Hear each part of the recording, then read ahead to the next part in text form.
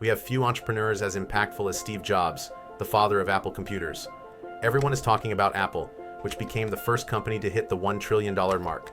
But who was behind this remarkable growth? It was a one-man army, a prodigal genius who challenged the status quo and turned a garage project into a tech titan. Jobs' urge for innovation, ability to think differently, and commitment to simplicity and design excellence defined the Apple we know and love today.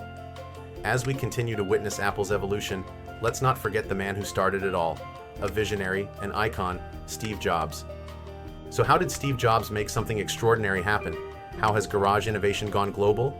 Let's explore how Steve Jobs turned a company into a cultural phenomenon.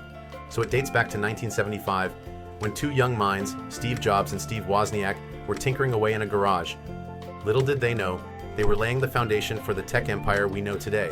So, Steve Jobs, at the age of 20, laid the foundation of Apple in his parents' garage in San Francisco, California. Shortly after, Jobs and Wozniak created the first Apple computer, the Apple I, in 1976. It was the first personal computer that included a keyboard and color graphics. Though this was just a moderate success, it generated enough revenue to expand their venture. Then, in 1977, Apple II came on the scene with innovative features and user-friendliness. Apple II was a huge success. Apple generated $3 billion in the first year, and then a whopping $200 million in the next 2 years. However, in the year 1980, this success faded, partially due to competitors like IBM, as well as lackluster Apple III and Lisa follow-up computers. But Steve still had hope, so he created Apple Macintosh to regain the lost power. Macintosh, with a graphical user interface, was a game-changer that completely overhauled personal computing, allowing anyone, regardless of their programming expertise, to seamlessly interact with a computer. While the Macintosh was a technical triumph, its $2,495 price tag rendered it too steep for the consumer market. Additionally, it fell short for corporate buyers due to the absence of key features like enough memory, a hard drive, and networking capabilities. Besides, Jobs' relationship with board members was not going well. Despite his central role in Apple's success, his assertive and at times egocentric attitude sparked conflicts with Apple's board of directors. As a result, in 1983, then CEO John Sculley, handpicked by Jobs himself, decided to remove Jobs from the board. So in 1985, Jobs not only sold his Apple stock but also resigned entirely. But true visionaries don't stay down for long, so he began his next venture, Next Computer Company, which had groundbreaking features like great graphics, a digital signal processor chip, and an optical disk drive. Despite these innovations, the product's hefty price tag deterred buyers, prompting Jobs to pivot once again. This time, Jobs turned his attention to Pixar Animation Studios, acquired in 1986 from George Lucas. Striking a deal with the Walt Disney Company, Jobs ventured into the world of entirely computer-generated feature films. Toy Story was one of them that shattered box office records. Fueled by his success, Jobs took Pixar public in 1996, becoming a billionaire overnight with an 80% stake in the company. On the other side, Apple was in a chaotic realm, cycling through CEOs and stumbling from one financial disaster to another. Then, Apple CEO Gil Amelio, out of desperation and nostalgia, struck a deal to acquire Next. Apple, grappling with a 12-year stock low and massive losses under Amelio's leadership, hoped Jobs could breathe new life into the company. But Amelio knew nothing about the grand plan of Jobs, who decided that if Apple were to be saved, he would be the only one to do that. So, Jobs was back in the game in March 1997, when Apple announced a quarterly loss of $708 million. On July 4, 1997, Jobs successfully convinced Apple's board to bid farewell to Amelio and appointed him as the interim, later permanent, CEO. In August 1997, at the Macworld Expo, Jobs dropped a bombshell.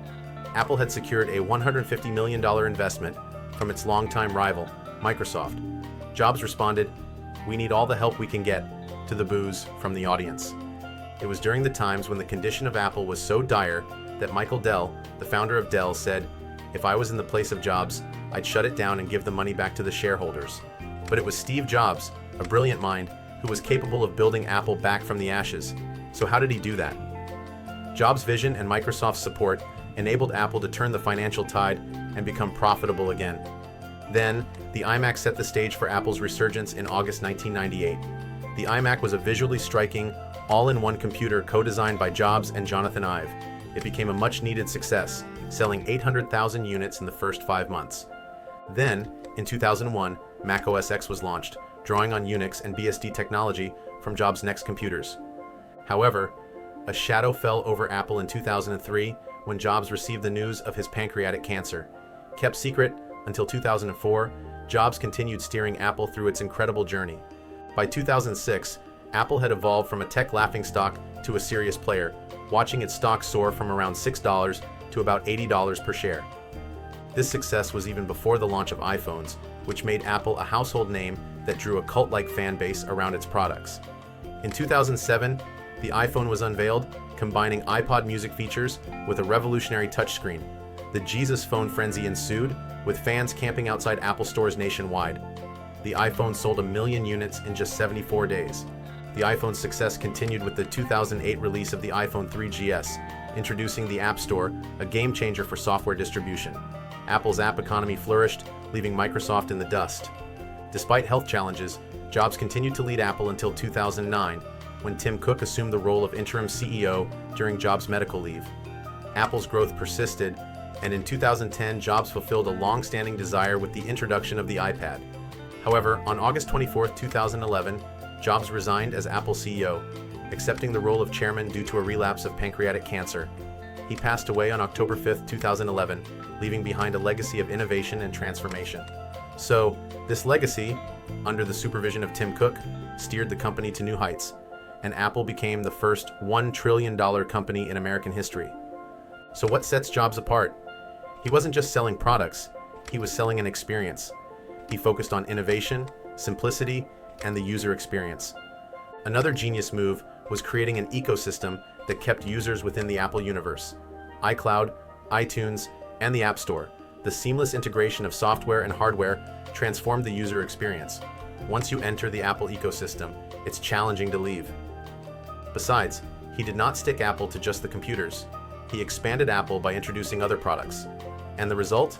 Today, more than half of Apple's revenue comes from iPhones, Macs, and iPads. Also, when other retailers were not giving enough positioning to Apple, he launched a dedicated App Store. Another unique approach was to avoid focus groups. He told customers what they wanted before they knew it, and you have seen the success of the iPad, which was marketed with this approach. So, Steve Jobs' legacy stands as an invaluable asset that Apple leverages to craft its current and future product lineup.